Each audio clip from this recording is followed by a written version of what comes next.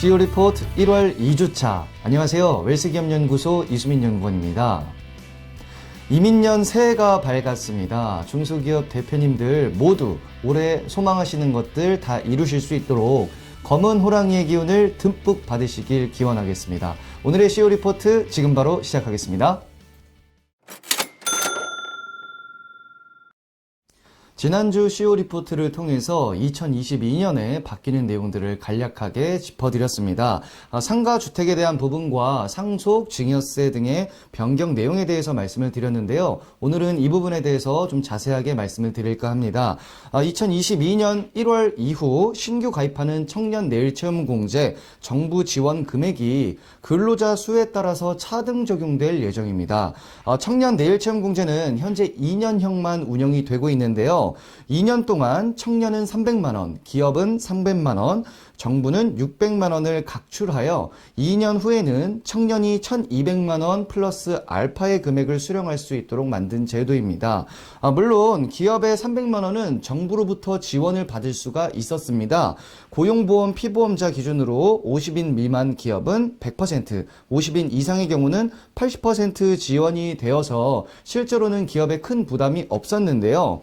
올해 신규 가입 청년들에 대해서는 기업 부담금에 대한 지원을 더 줄이도록 제도가 개정이 되었습니다. 30인 이상 사업장은 80%인 240만원, 50인 이상 사업장은 50%인 150만원, 200인 이상 사업장은 지원 금액이 아예 없게 되어서 이에 대한 부담이 증가하게 되었습니다. 물론 기업 부담금이 증가한다는 이유로 청년 내일체험공제를 배제하실 필요는 없겠지만 청년 내일체험공제 200인 이상 기업에 대한 지원금은 사라졌다는 것 꼭 체크하시길 바라겠습니다.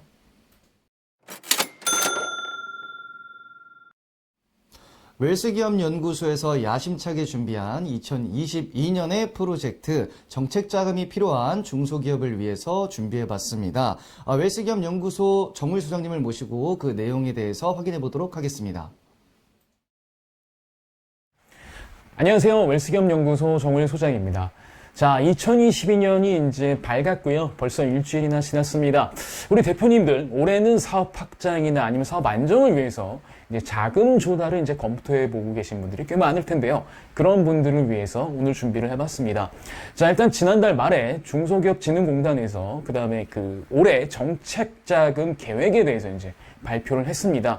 뭐 총 여러 가지 것들이 있겠지만 일단 요약을 하게 되면 정책자금은 시설자금과 운전자금으로 이제 구분해서 신청을 하실 수가 있습니다. 뭐 시설자금에 해당하는 건 뭐 설비라든가 아니면 사업장 건축이라든가 아니면 사업장을 매입하거나 이런 용도로 쓰실 수 있고요. 네, 운전자금이라고 하는 기업 경영에 필요한 뭐 인건비라든가 이런 것들에 대한 것들, 그 다음에 어음 발급을 이제 현금으로 바꾸면서 이 어음 감축하는 용도로 쓰이는 뭐 이런 용도로 쓰일 수가 있는 게 이제 그 정책자금으로 시설자금과 운전자금으로 이제 받아서 쓰실 수가 있는데 문제는 이 정책자금을 받는 게 사실은 일반 금융권에서 대출을 받는 것보단 훨씬 더 유리하다는 거죠.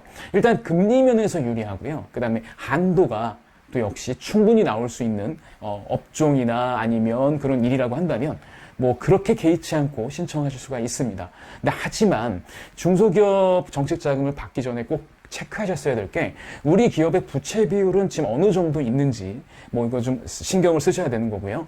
그 다음에 두 번째는 매출이 그렇게 나쁘지 않아야 됩니다. 그 다음에 세 번째는 물론 이거는 이제 그 하시는 업종에 따라서 그리고 정책자금을 신청하는 분야에 따라서 다르긴 하지만 소상공인인지 여부를 한번 보셔야 되는 거죠. 만약에 소상공인이시라면 그 소상공인 정책자금을 신청하셔야 되는 거고 중소기업 정책자금은 뭐 대부분 뭐 물론 이제 그게 해당이 안 되는 자금도 있지만 물론 이제 거의 소상공인이 졸업한 이런 기업들이 해당이 되는 부분이 많기 때문에 이것도 한번 꼼꼼하게 체크를 해 보셔야 됩니다. 자, 그러면 이제 그 중소기업 정책자금 올해 2022년 한번 좀 요약을 좀 해보면요. 일단은 업력이 7년이 되냐 안 되냐에 따라서 좀 이제 신청할 수 있는 게 갈리고요. 그 다음에 고용이 어느 정도 뭐 증가가 됐느냐 뭐 이런 거에 따라서 갈릴 수 있습니다. 그 다음에 스마트 홈장이나 뭐 친환경이라든가 앞으로의 그 사업체 성장 가능성, 즉 다시 말하면 사업 계획서를 어떻게 쓰냐에 따라서 조금 달라질 수 있는, 조금이라기 표현보다는 많이 달라질 수 있는 포인트가 분명 있습니다.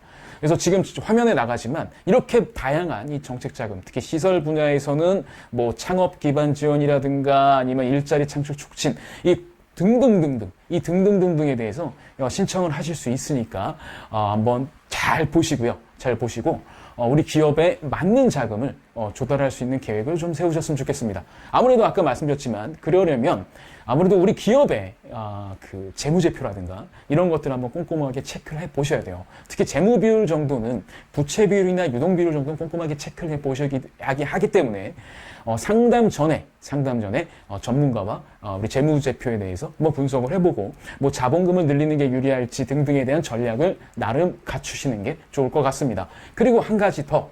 이 중진공의 이 대출 상담을 받으시려면, 그리고 대출을 그러니까 정책자금 신청을 하시려면, 일단 기본적으로 온라인 기본으로 신청을 합니다. 그러니까 마치 우리 자녀들 보면, 아이돌 친구들의 이제 그 콘서트를 예약하기 위해서 막 새로 고침 누르고 막 하지 않습니까? 그런 거에 좀 준하는 이런 좀 클릭 실력이 좀 필요할 수 있습니다. 그래서 중진공 사이트에 들어가셔서 먼저 회원 가입하시고요. 그 다음에 날짜에 맞춰서 좀 진행을 하시면 좋을 것 같습니다. 1월달 같은 경우에는 1월 27일 날 경기권역을 제외한 나머지 지역이 이제 상담이 오픈이 되고요. 그 다음에 1월 28일은 경기권역, 인천 그리고 그 외 지역에 대해서 오픈이 되니까 1월 27일, 1월 28일 꼭 기억하셨다가 온라인 신청을 진행하시면 좋을 것 같습니다. 자, 이번 주는 여기까지입니다. 이번 주 저희가 준비한 소식은 여기까지입니다. 저희 웰스기업 연구소는 중소기업의 성공을 위해서 항상 최선을 다하겠습니다. 좋아요, 구독, 알림 버튼은 저희가 컨텐츠를 만드는데 많은 도움이 됩니다.